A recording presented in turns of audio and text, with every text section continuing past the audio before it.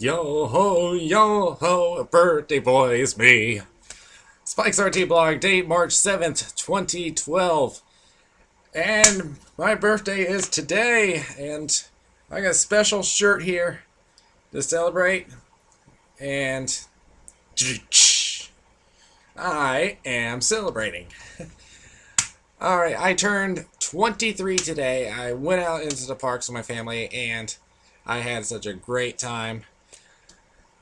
So right now I have a lot to talk about. So first up, the LondonFur has suspended their official fursuit walk because of an organizing committee has to put in the money to put in place insurance to protect itself from any claims arising from injuries or damages by its attendees or members of the public. Bariki from the LondonFur's organizing committee wrote to the UK First Forum, and I'm quoting from this.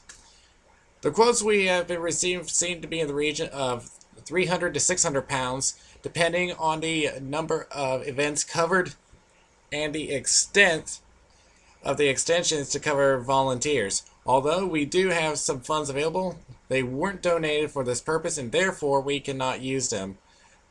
To do so would be unfair on those who donated. This is not a ban on fursuits. They are still more than welcome. This is also not a ban on people going off suiting whilst at the meets. What it is an end to the official walks. There will be no announcements of the start, and no staff volunteers will be present in any official capacity to guide, help out, or shepherd suitors and provide water, first aid, etc. Their attendance is usually around 200 per meet. It did begin last year to run official walks for the attendees to go on, and since starting them, they've been investigating whether it needed insurance. So if you want to help them out, you go to londonfurs.org.uk. Alright, moving on. We have PayPal that's starting a campaign to stop independent ebook publishers from including certain kinds of erotic content in their catalogs, should they be using PayPal to conduct business.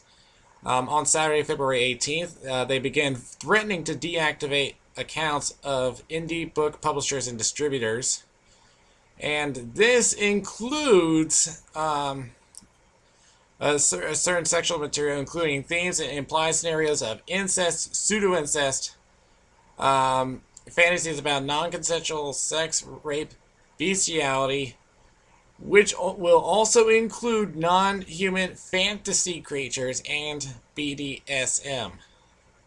The ban on non-human fantasy creatures has prompted some internet commentators on whether this would leave publishers for erotica, given as an example of what is banned under the new rules. Should they ban it? I disagree with it. They have to make their money in some way.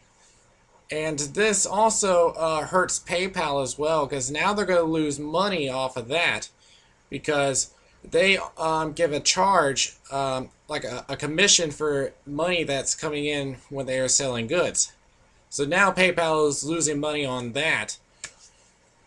So do I agree with it? No, I don't. Some news coming out of Pittsburgh. For those of you that went to Anthrocon last year, do you remember the Toonseum that we have mentioned over there? Well, they have suffered some rain damage over there. And there's an article on comicbookresources.com. And it says that there was a leaky roof that led to the loss between $20,000 and $25,000 worth of comics and books that was in a warehouse. They were being stored there for something else. But these are some of these are rare comic books, and so now they lost some of their inventory. And how they're going to replace it, that is quite hard to do. So that is quite unfortunate that that had happened, especially that we had had them over as a guest for Anthrocon last year. So I hope they do come back. Maybe we can help them out a bit. Also coming out, I have some unfortunate news to those that like to eat out at Pittsburgh. Unfortunately, Fernando's Cafe will be closing its doors. Yes, I know, cry your eyes out. But unfortunately, they have said that it was because of the lousy economy that they had to close down their business. Both of their locations are going to be closing, unfortunately. So I know that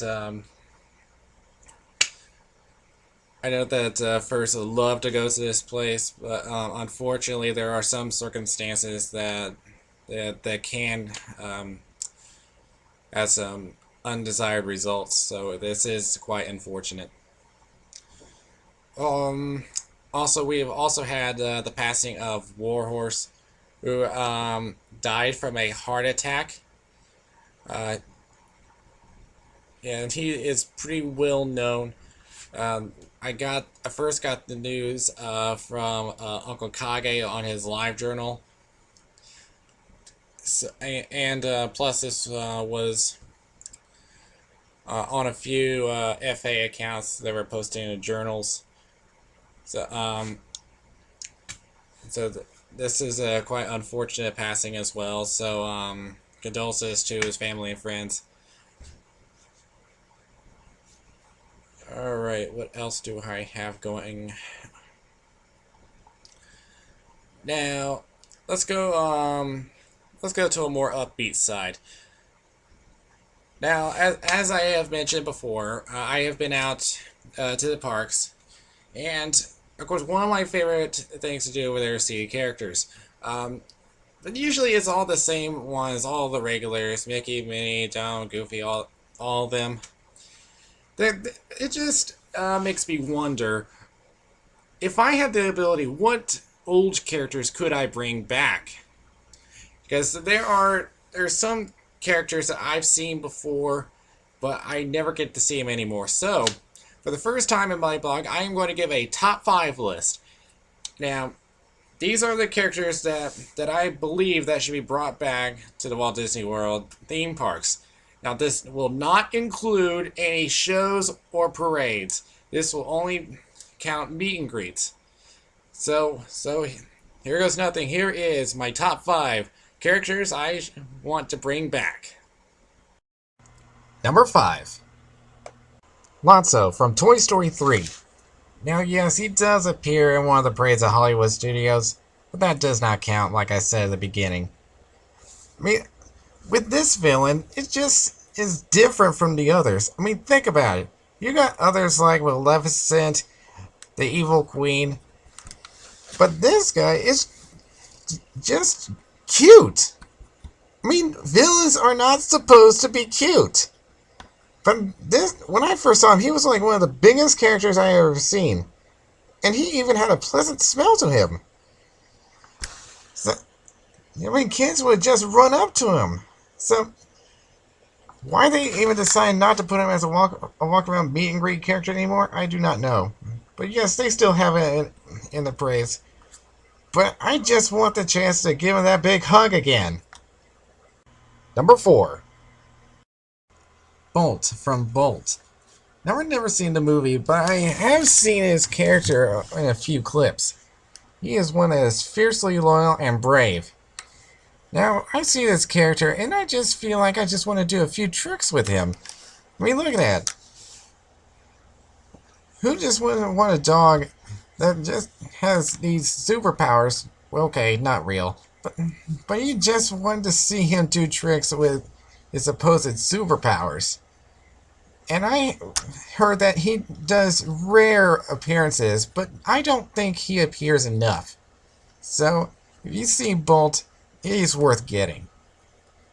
Number 3.